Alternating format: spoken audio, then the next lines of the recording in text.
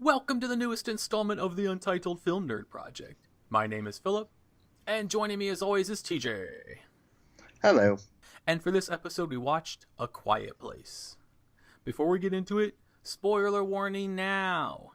If you want to avoid spoilers, skip ahead to the time code you see on the screen. Let's get into cast and crew rundown.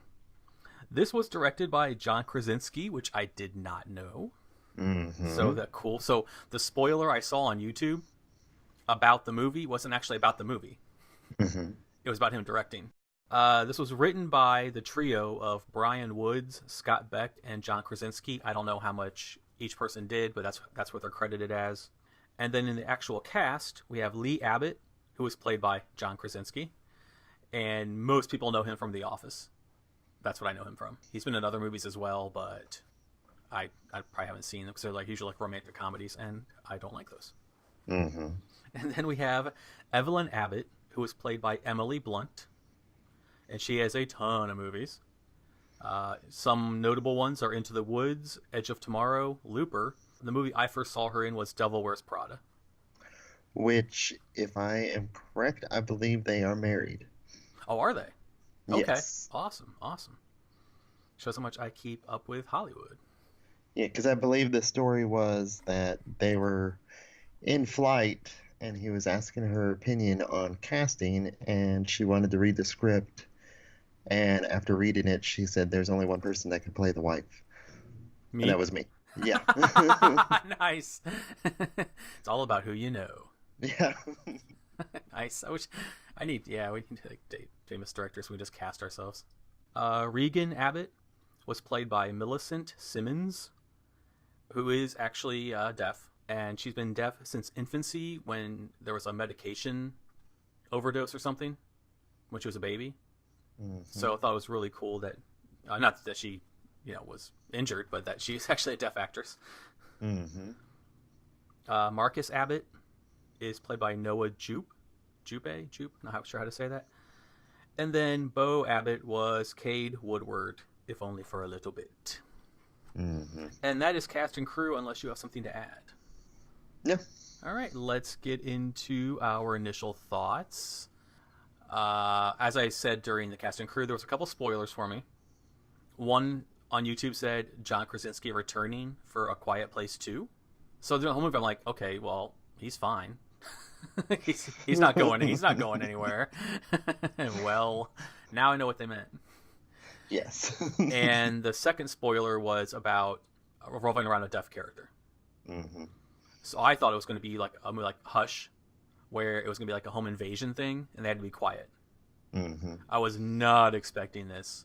I am unofficially calling this the proper Cloverfield sequel. Yes, I can totally see that. This, to me, is Cloverfield 3. And my only complaint being it was far too short. Other than that, I really liked it. Yes. Yeah, this was highly enjoyable. AKA tense as fuck, the movie. Yeah. It was just like... Remember that movie Gravity with Sandra Bullock? Where just everything went wrong. One thing after another after another. That's what this felt like. It was just like, I'm in labor in the tub, and now the basement's flooded, and now our kids are lost, and now they're in the silo, and now they're running away. And I was just like, oh my god. Holy crap. I really wish I'd seen this in the theater. Same. This would have been a lot of fun to see in the theater. I am glad that we got to see Hereditary. And I will say, of the two, I would rather have seen Hereditary in the theater. Yeah, totally. But this is also one that I really wish I'd had a movie pass type thing. I just missed it, and so that's my biggest disappointment. But other than that, it was really enjoyable and a simple concept, but done really well. Well, a simple concept, but it must have been complicated as hell to make it. I really appreciated the way they soundproofed everything. Or worked, like when they were playing Monopoly and the pieces were like little crocheted pieces. Well, and also making paths of sand. And like marking the wood where to step. Like just little things like that were really, really cool. So not only did I think it was an overall good horror movie, I thought it was well thought out. And as a lot of planning went into this. And good acting on everyone's part. Mm-hmm. Definitely. Especially the little girl. She did excellent job. It's just pissing me off. It's like, stop being a little teenage rebellious thing. Now is not the time. She was going through things. Like, Regan, now is not the time. You can throw a tantrum in your little quiet room. Sheesh. Agreed, yeah. And for directing, solid. Yeah. Uh, Yeah. Nothing super mind blowing. I did like the drop shot over the railing of the railroad tracks in the beginning when they were walking down the tracks. Thought that was really well done. But we've seen other directors like John Leonetti who have made many, many movies and have no idea what they're doing. Mm-hmm. I'm just going to throw him under the bus every single time we talk about bad directors because I cannot stand him as a director. He's a great cinematographer and whatever, but a bad director. But yeah, John Krasinski did a good job. Mm-hmm. Not a lot I can say more than without getting into other breakdowns. So that's, yeah, I liked it. Yeah. What was your favorite scene? My favorite scene was probably the end. Like, I was just grinning when they had realized how to kill the monsters. Right. And they just turn up the volume, and the mom pumps the shotgun, and then it fades to black. Mm-hmm. Mm-hmm. And just, that's an excellent way to end the movie. Agreed. Yeah, yeah. My favorite scene was the entirety of her having to give labor and give birth, or her going into labor and giving birth in silence. Not only she going into labor, she stepped on a fucking nail.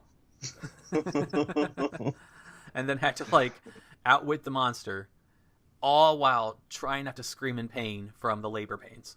Mm-hmm. That was just, I had never seen anything quite like that. And of all the tense moments, that was the most tense. Yeah. I was probably holding my own breath. It's just like, oh my God. And then when she screamed, I was like, oh my God.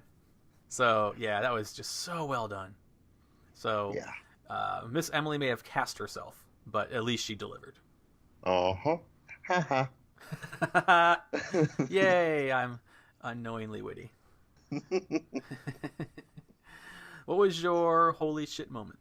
Holy shit moment was probably stepping on the nail. All right. Just, I mean, it like with all the monsters and everything, it's just something so minuscule as stepping on a nail that's just like, oh. And she couldn't scream. And she's going into labor. Like, holy crap. That scene was so intense. My holy shit moment was when the little boy got snatched. Mm-hmm. I thought this did a really good job of world building in the first 5 minutes. Yeah, totally. Because again, other than knowing that John Krasinski was involved in some way, and the part about it involving someone deaf, I knew nothing else. I thought it was a home invasion movie. And at first I'm like, why is everybody barefoot? Put some shoes on. What is like? I got it, obviously. Dirty feet. But then, yeah, the slow build to that moment. And then when it happens, it's like, whoa, okay. All right, little Cloverfield, I see you. So that was mine. If any, mediocre moment. I mean, there was some... No, actually, I don't have any. All right.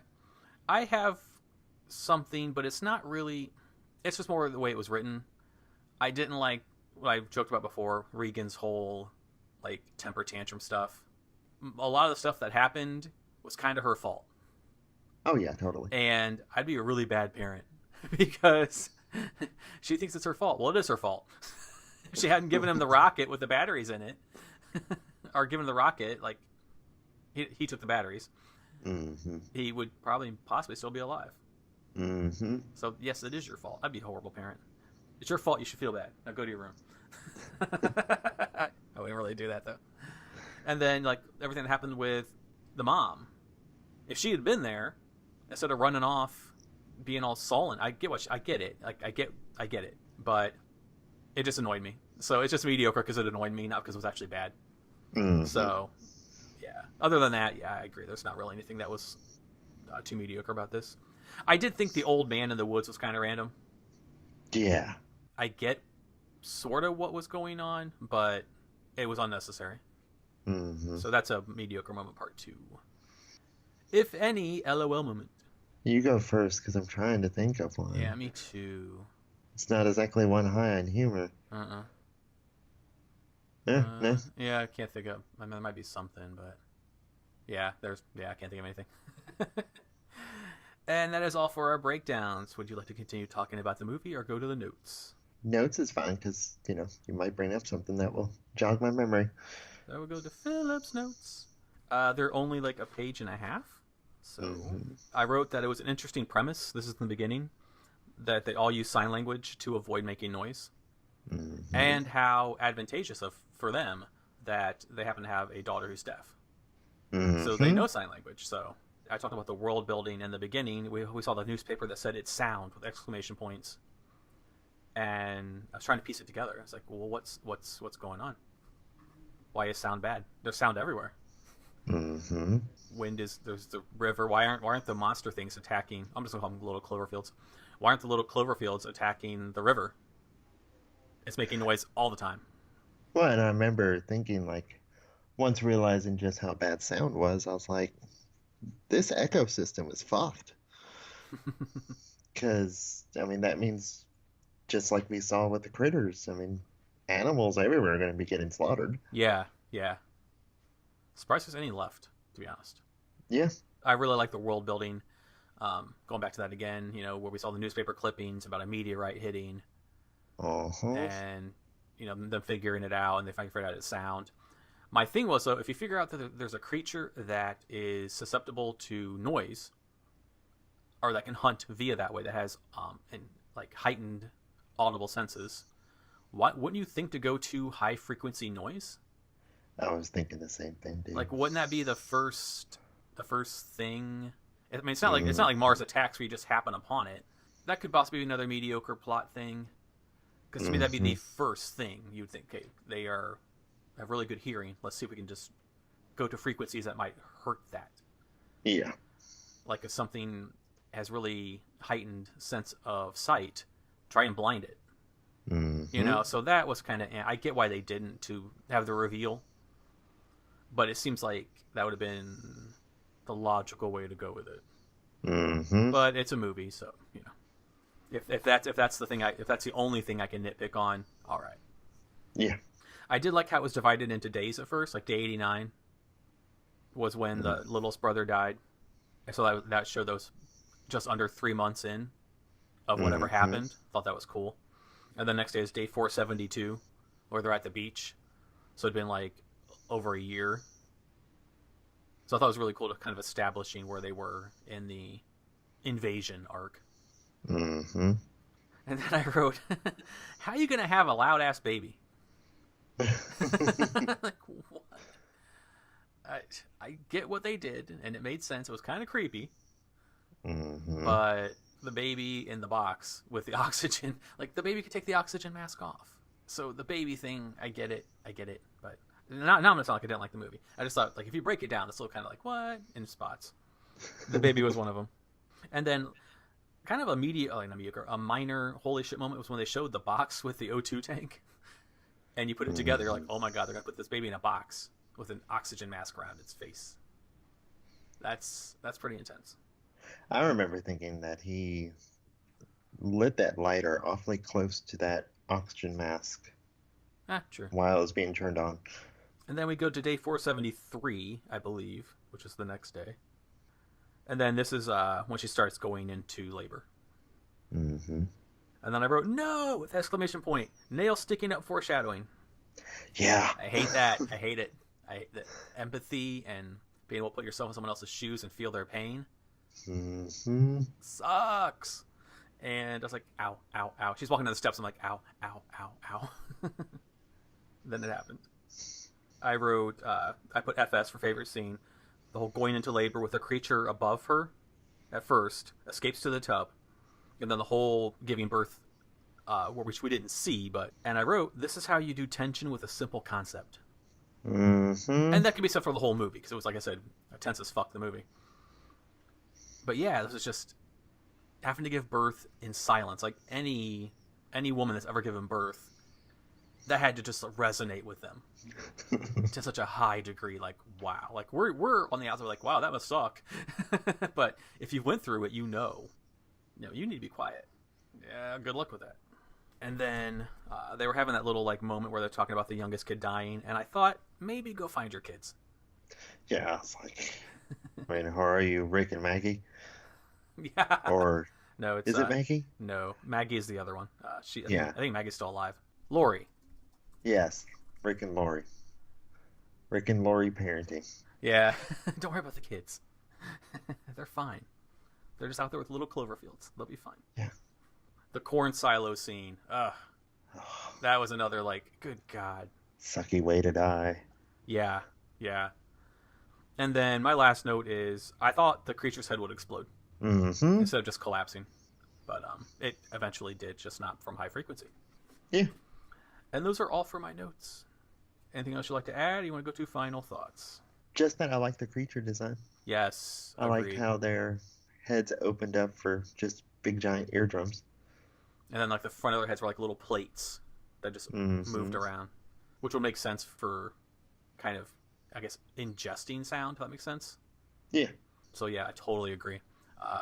It was very Cloverfield, but it worked. Mm-hmm. All right, so final thoughts? Final thoughts is good. Final thoughts, here we go.